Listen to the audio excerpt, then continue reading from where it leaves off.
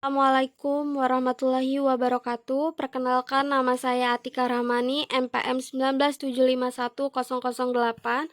Di sini saya akan menjelaskan materi barang publik, eksternalitas, dan hak kepemilikan dari dosen pengampu Ibu Sutarni, SPMEP.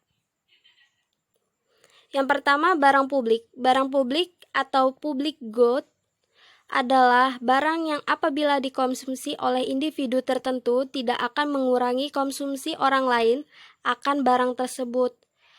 Barang publik sempurna atau pure public good adalah barang yang harus disediakan dalam jumlah dan kualitas yang sama terhadap seluruh anggota masyarakat. Barang publik didefinisikan sebagai barang di mana jika diproduksi, produsen tidak memiliki kemampuan mengendalikan siapa yang berhak mendapatkannya.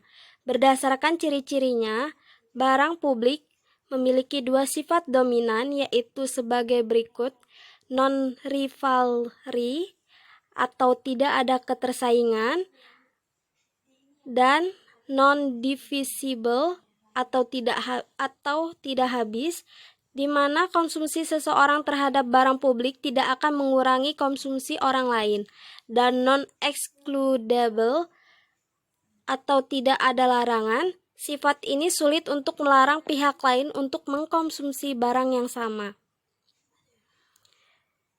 Contoh dari barang publik ini diantaranya adalah udara, cahaya matahari, papan marka jalan, lampu lalu lintas, pertahanan nasional, pemerintah, dan sebagainya.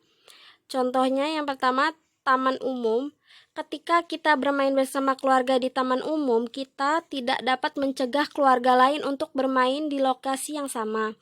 Kita dan mereka sama-sama mendapatkan manfaat yang sama. Yang kedua, lampu penerangan jalan di sekitar lingkungan kita yang dikonsumsi seseorang tidak membuat sinar lampu habis sehingga tidak tersedia bagi orang lain. Yang ketiga, pertahanan dan keamanan nasional. Pemerintah memberikan perlindungan kepada semua warga negara. Jika Anda melakukan pelanggaran lalu lintas, Anda tidak dapat melarang polisi untuk menghukum Anda. Meski Anda membayar pajak, begitu juga mereka yang tidak membayar pajak juga akan mendapat sanksi yang sama ketika melakukan hal yang sama.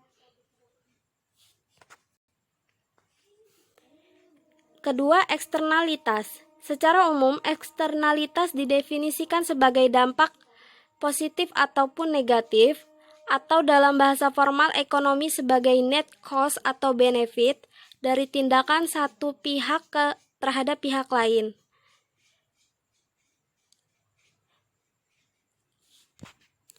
Eksternalitas erat kaitannya dengan efisiensi alokasi sumber daya. Dalam teori ekonomi sering dikatakan bahwa pasar adalah media untuk mengomunikasikan keinginan konsumen dan produsen. Eksternalitas sering pula diartikan sebagai kerugian atau keuntungan yang diderita atau dinikmati pelaku ekonomi karena tindakan pelaku ekonomi lain yang tidak tercermin dalam harga pasar.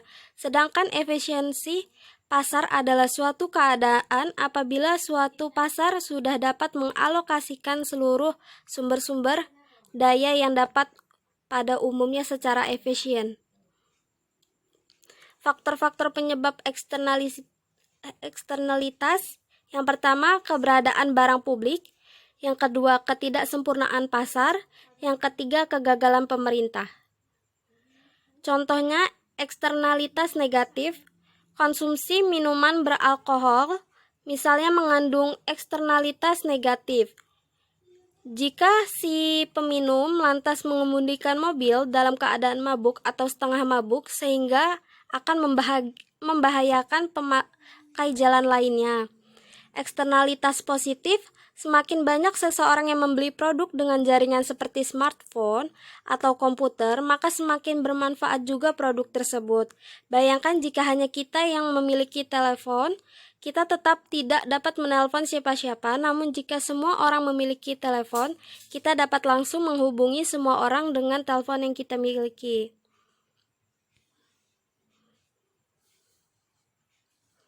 Yang ketiga, hak kepemilikan. Hak kepemilikan adalah klaim yang sah terhadap sumber daya yang dihasilkan.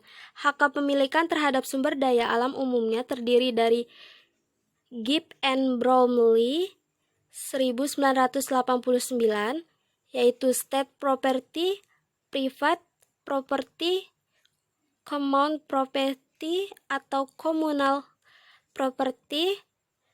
Pentingnya hak kepemilikan atau property right, salah satu bentuk kebijakan teknologi yang paling banyak didukung oleh para ekonom adalah kebijakan perlindungan hak cipta. Secara umum, ada empat kombinasi antara hak pemilik dan akses. Yang tipe pertama, hak pemilik berada komunal atau negara dengan akses terbatas. Tipe kedua, sumber daya dimiliki secara individu dengan akses terbatas. Ketiga, kombinasi antara hak pemilik komunal dan akses terbuka.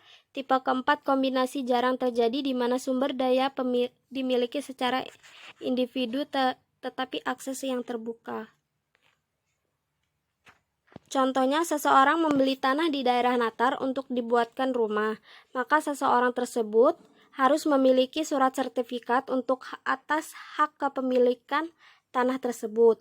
Yang kedua, kepemilikan atas barang yang sudah dibeli, seperti Bapak Amin membeli sebuah mobil dari Bapak Yanto, maka barang tersebut sudah menjadi hak milik Bapak Amin dan beliau boleh melakukan tindakan apapun pada barang tersebut. Sekian, terima kasih. Wassalamualaikum warahmatullahi wabarakatuh.